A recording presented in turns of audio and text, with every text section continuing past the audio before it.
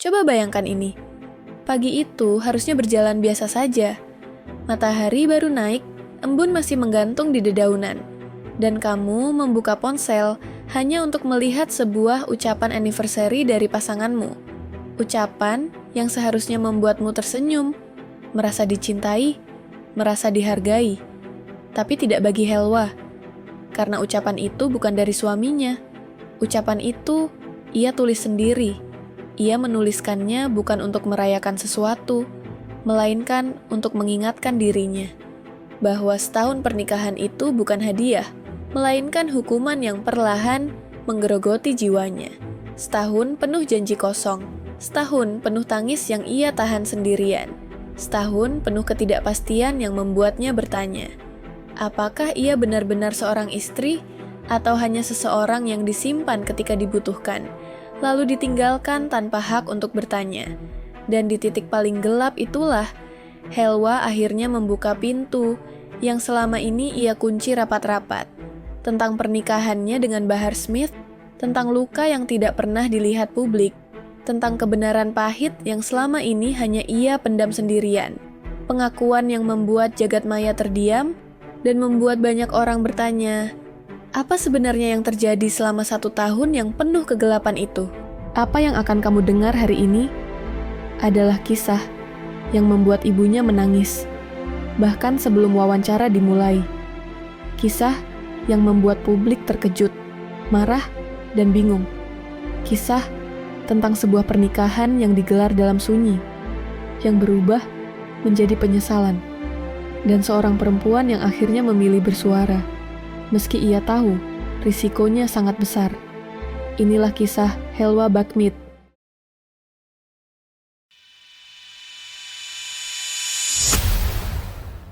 Awal bulan ini, publik tiba-tiba digemparkan oleh postingan Helwa. Ia mengunggah foto dirinya bersama Bahar Smith.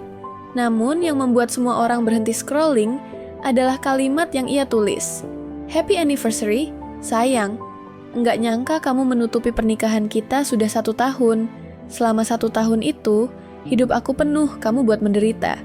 Kata-kata itu seperti ledakan, membuat banyak orang tersentak. Helwa mengaku bahwa selama setahun menikah, ia tidak pernah mendapatkan bimbingan, perhatian, ataupun kejelasan.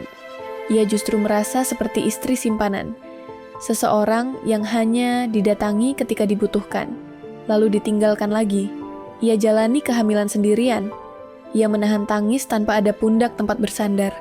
Anak yang ia kandung tumbuh tanpa kehadiran seorang ayah, dan masyarakat mulai sadar.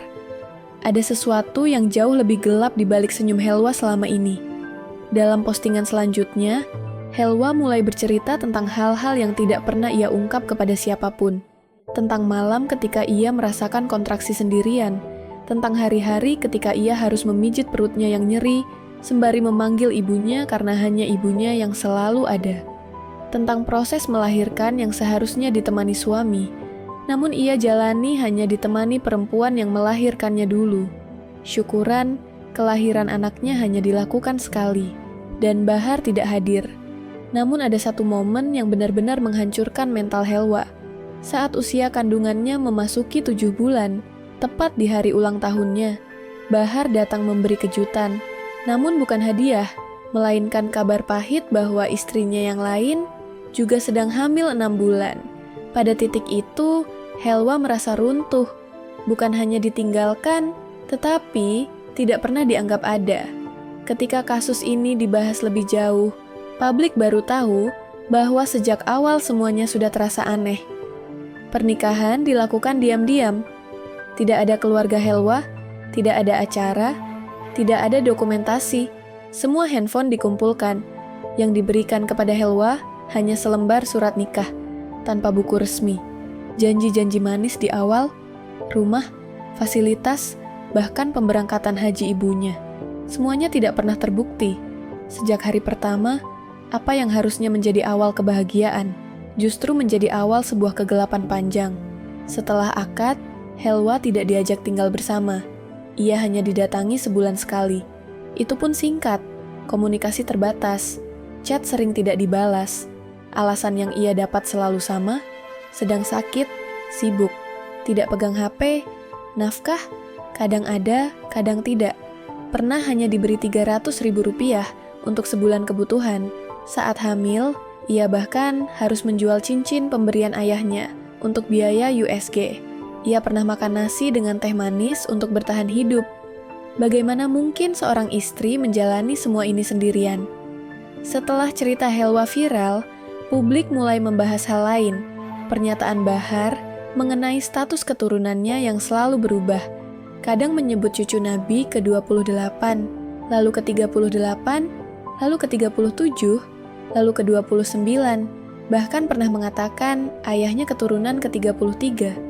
Ketidakkonsistenan ini membuat publik semakin ragu. Dan bagi sebagian orang, hal ini memperpanjang daftar polemik yang melibatkan dirinya. Kasus Helwa kemudian membuka pintu bagi kisah-kisah lain, mulai dari tokoh agama yang mengaku mengalami perjalanan mikraj puluhan kali, hingga klaim-klaim ajaib lain yang dianggap menyesatkan umat. Publik pun semakin bingung. Siapa yang harus dipercaya? Siapa yang benar-benar membawa pencerahan? Karena, bagaimanapun, membawa nama agama bukanlah permainan. Seharusnya memberi keteladanan, bukan kebingungan. Memberi bimbingan, bukan luka. Hingga kini, suara yang terdengar baru dari satu pihak. Helwa, publik menunggu. Apakah Bahar akan muncul memberikan klarifikasi? Atau akan membiarkan semua ini menggantung tanpa akhir? Yang jelas, keheningan justru membuat publik semakin bertanya-tanya. Dengan tangis ibunya sebagai saksi, dengan seorang bayi kecil dalam pelukannya, dan dengan hati yang sudah terlalu lama ia tahan, Helwa akhirnya memilih bersuara. Bukan untuk membuka aib, bukan untuk mencari simpati, tetapi untuk menyelamatkan dirinya dan masa depan anak yang tidak berdosa.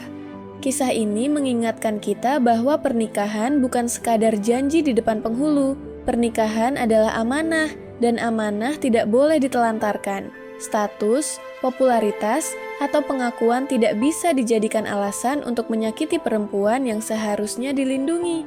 Dan bagi siapapun yang sedang berada dalam hubungan yang tidak sehat, kisah Helwa memberi satu pelajaran penting. Jangan pernah takut bersuara.